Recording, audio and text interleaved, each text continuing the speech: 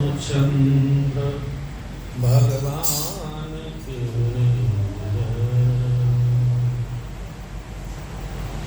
तात चरण गहि मांगहु राखहु मोर दुलार। सीता देहु राम कहूं अहित न होए तुम्हार। भागवत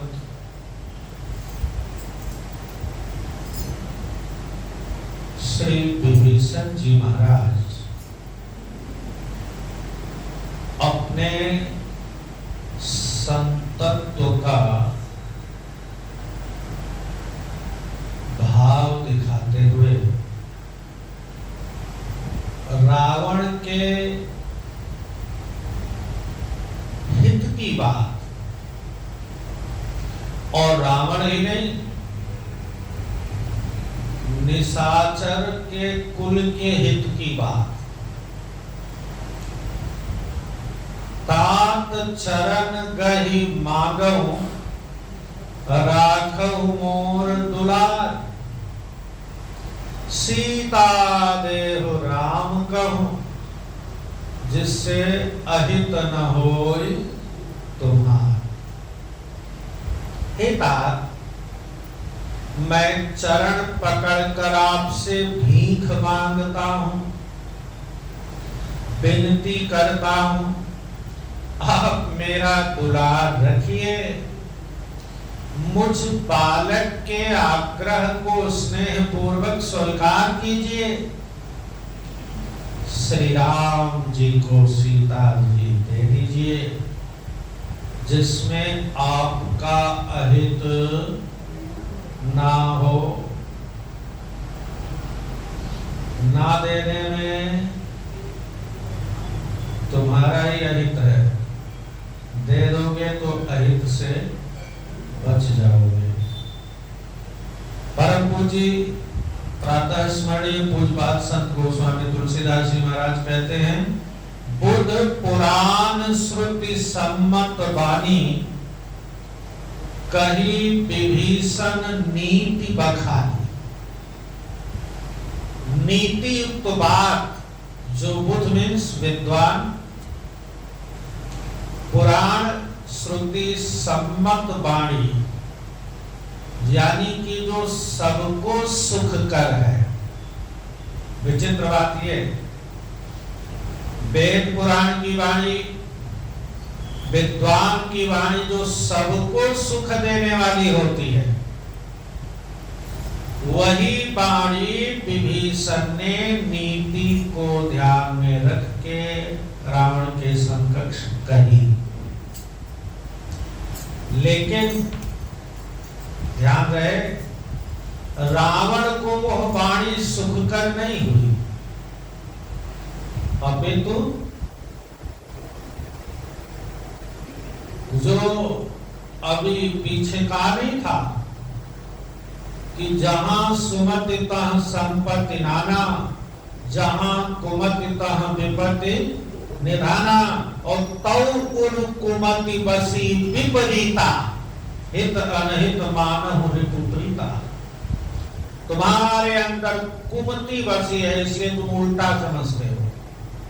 तो वही यहां पर कह रहे कि बुद्ध पुराण श्रुति सम्मत वाणी, जो वाणी सबको सुख कर है,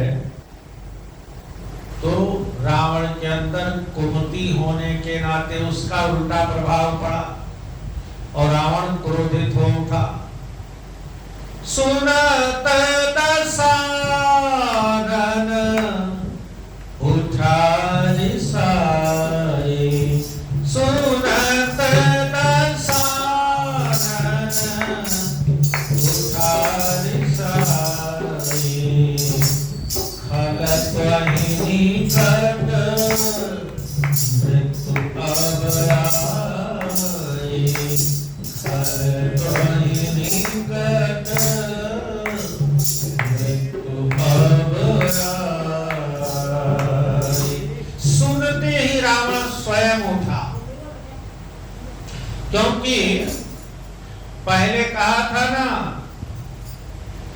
रिपुत करत कहत सठ दो, दूर न करो कि हाँ है को।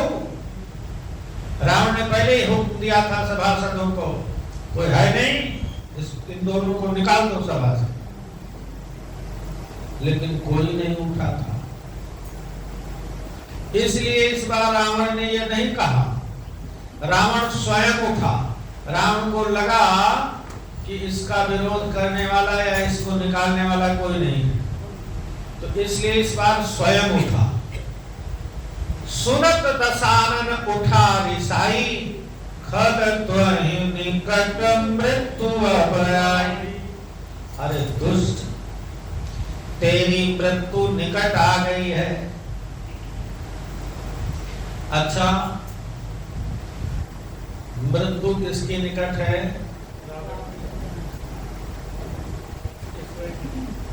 काल के बस है।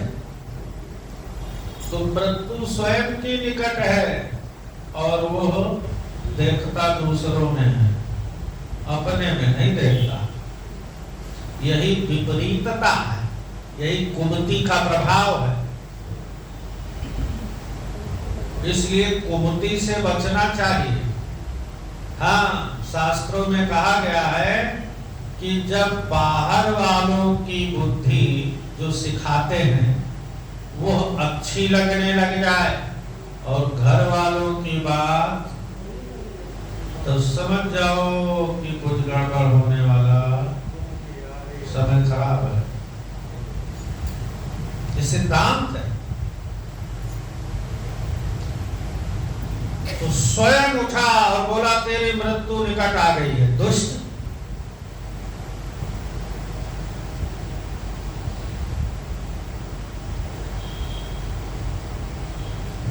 जियस सदा सठ मोर जिहावा, तू मेरे ही जिलाए से सदा जिंदा रहा। रिपुकर पक्ष मूढ़ तो ही भावा, लेकिन आज तुझे दुश्मन का पक्ष अच्छा लगता है। अरे दुष्ट, कहे से न खल अस को जग माही, भुज बल जाहि जिता में नहीं। संसार में या त्रिलोकी में ऐसा है कौन? बता दो सही, जिनको मैंने अपनी भुजाओं के बल से जीत नहीं लिया। मम पुर बस तपसिन पर प्रीति, इसलिए खल में लो जाय तेनहु कहिनी। अब ध्यान से समझिएगा, रावण क्या कहता है? मम पुर बस। विभीषण अभी तक सोच रहे थे क्या करूं, छोड़कर जाना नहीं चाहते थे, लोग मुझे क्या कहेंगे, है नहीं। लेकिन जैसे हनुमान जी के समय में रावण ने कहा अंग भंग करी पठई बंदर, तो हनुमान जी भी थोड़ी देर के लिए सोच में पड़ गए कि अंग भंग करने को कहा है, लेकिन कौन सा अंग भंग करेगा ये तो कहा नहीं, तो न जाने कौन सा अंग भंग करवा दे। अभी हनुमान जी सोच ही रहे थे, तो अगली थोड़ी देर में रावण फिर बोला, कपि के ममता पूछ पर सबहि कहूं समझाए, तेल बोरी पट बांध पूरी पावक देहु पूछ जला। तो हनुमान जी जैसे सुना कि पूछ जला दो रावण कह रहा है, तो मन ही मन हनुमान जी कहने लगे, भय सहाय सारद मैं जाने। वाह सरस्वती माता, आपको नमन है, आपने मेरी सहायता कर दी। इसी तरह यहाँ भी मानो विभीषण की ओर से सरस्वती ने सहायता कर दी। तो रावण स्वयं कह रहा है कि मेरे पुर में रहकर, मेरे घर, मेरे शहर, मेरे राज्य में रहकर तपस्वियों से प्रेम करता है। अरे दुष्ट, जा अब तो उन्हीं को नीति शिक्षा दे। यानी कि रावण कह रहा है कि मैं तो यहाँ बहुत ही नीतिवान हूं, और वो घर से निकाले गए तपस्वी। अगर उनको नीति आती ही होती तो घर से क्यों निकाले जाते? तो जाकर तू उन्हीं को नीति की शिक्षा दे, तो बड़ा नीतिवान बनता है ना। यहाँ तेरे नीति की जरूरत सठ में लो जाई, तेना ही कहूं नीति। तेना मीन्स तपस्वियों को जाकर नीति शिक्षा दे। तो विभीषण जी महाराज को अच्छा लगा ये बात, खुद ही कह रहा है कि जाओ उन्हीं के साथ। अच्छा, विभीषण तो पहले ही से सोच रहे थे कि किस प्रकार से प्रभु का दर्शन हो, लेकिन इस अवसर पर छोड़कर जाना कायरता का प्रतीक होगा, कलंक लगेगा। लेकिन अब रावण स्वयं भेज रहा है तो जाने में। इसके बाद भी अस कही कीन्हे से चरण प्रहार। अभी भी विभीषण जी उठे नहीं थे अपने आसन से। इतना कहने पर भी, जबकि रावण गालियां दे रहा है, रावण डांट रहा है, रावण मारने दौड़ा है, कह रहा है चले जाओ उन्हीं से मिल जाओ, उन्हीं को शिक्षा दो, लेकिन विभीषण जी महाराज अब भी उठे। तो जब नहीं उठे तो रावण ने सोचा कि ये मार जब तक नहीं खाएगा तब तक ये अब से कही कीन्हे से चरण प्रहार, अनुज कहे पद बारहि बार, अनुज कहे पद बारहि बार। ऐसा कहकर रावण ने एक लात जमा दी इसको विभीषण। और रावण की लात कोई साधारण नहीं है, परंतु छोटे भाई विभीषण ने मारने पर भी बार बार उसके चरण ही पकड़े, बार बार उसके चरण ही पकड़े। यहाँ पर शिव जी ने पार्वती जी से कहा, उमा संत कई इहई बड़ाई, मंद करत जो करई भलाई। कितनी ऊंची बात है। शिव जी कहते हैं कि हे पार्वती, संत की यही बड़ाई मीन्स महिमा है। क्या? कि कोई बुराई कर रहा हो या अनभला कर रहा हो तो भी बुराई करने वाले की भलाई ही करते हैं। कौन? संत। लिखा है भलो भलाई पै लहें, लहहि निचाई नीच, और गरल सराही अमरता, गरल सराही नीच, यानी अमृत। अमृत की सराहना अमरता देने में है। अमृत पी लो, अमर ना हो तो अमृत की क्या बढ़ाई। और गरल मीन्स जहर की सराहना मृत्यु देने में है। तो भैया भला भला ही ग्रहण करता है और बुरा भलाई में भी बुराई देख लेता है, स्वभावगत। तो संत की यही महिमा है कि कोई मार भी रहा है ना, तब भी उसका भला ही करेंगे। कौन? संत।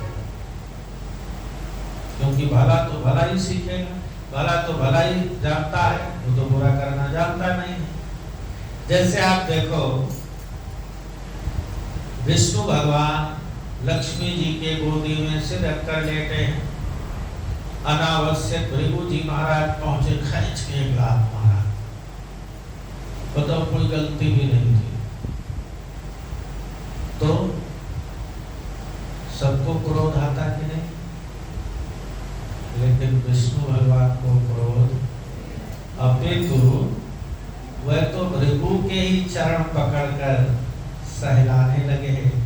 महाराज माफ कीजिएगा, इस वज्र छाती में आपने कोमल चरण का प्रहार किया, कदाचित आपको कहीं चोट तो नहीं आ गई, इसलिए सहलाने लगे, है ना?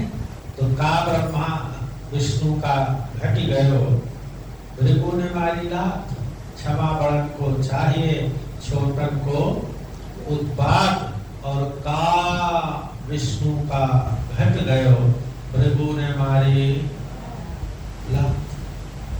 तो बड़ा वो नहीं जो बड़प्पन दिखाता हो, बड़ा तो वो है जो अपने से छोटों को एहसास ही ना होने दे कि तुम छोटे हो। तो संतों की तो महिमा यही है, संतों की तो महिमा यही है। मंद करत जो करहि भलाई, उनका जो बुराई कर रहा हो, डांट मार रहा हो, तब भी वह उसका भला ही करेंगे, इसीलिए वो संत है। इसलिए भगवान ने कहा, मोते अधिक संत करी लेखा। संतों को मुझसे भी ज्यादा समझो, मुझसे भी। धन वैभव बढ़ाना हो, संतों की सेवा शुरू कर दो, संत ब्राह्मण की सेवा शुरू कर दो। और एक चीज और बताऊं, किसी जन्म में अगर दरिद्र ना होना हो तो पीपल का वृक्ष लगाओ और सींचो। बहुत जल्दी धन वैभव चाहिए तो संत ब्राह्मण की सेवा शुरू कर दो, कुछ ही दिन में कृपा। संतों की बड़ी महिमा, इसीलिए महिमा है। अब देखो, नाराज तो एक छोटा बच्चा भी हो जाता है, उसके अनुकूल कामना करो नाराज हो जाएगा, और अपनी चेष्टा अनुसार, अपनी शक्ति अनुसार वो आपको डांटेगा भी, मारेगा भी। लेकिन मारने पर भी कोई समत्व बना है। याद है, हम आप तो एक दूसरे के भड़काने से भड़क जाते हैं। सामने वाले की गलती हो या ना हो, किसी ने कह दिया तो यह तुम्हें फलाने ऐसा कह रहे थे, तो हम लोग, इसका मतलब यह है कि हम स्वयं ही अपने आप में नहीं है। दूसरे के क्रोध दिलाने से क्रोधित हो जाते हैं, दूसरे के खुश करने से खुश हो जाते हैं, तो हमारी अपनी पहचान तो कुछ है ही नहीं। लेकिन संत लोग ऐसा नहीं। संत को कोई मार रहा है तब भी वो सब है, उनको कोई फर्क नहीं, और कोई उनकी बड़ाई कर रहा है तब भी उनको कोई फर्क, सब है। तो इसलिए शिव जी ने कहा, उमा संत कई इहई बड़ाई। यही तो महिमा है संतों की। मंद करत जो कर ही भलाई, बुराई करने पर भी बुराई करने वाले की भलाई ही करते हैं, भलाई ही करते हैं। कौन करता है? अच्छा, विभीषण जी ने कहा कि महाराज सुनो, तुम पितु सरिस भले ही मोहि मारा। देखो, विभीषण जी करें कि आप बड़ा भाई पिता के समान होता है, तो आप पितु सरिस, पिता के बराबर ही हैं। भले ही आपने मुझे मारा है या मारा है तो मेरा भला ही किया है। तो रूपे तू सरिस भले ही मोहि मारा, लेकिन सुन लो महाराज, राम भजे हितनाथ तुम्हारा, मुझे और मार लो,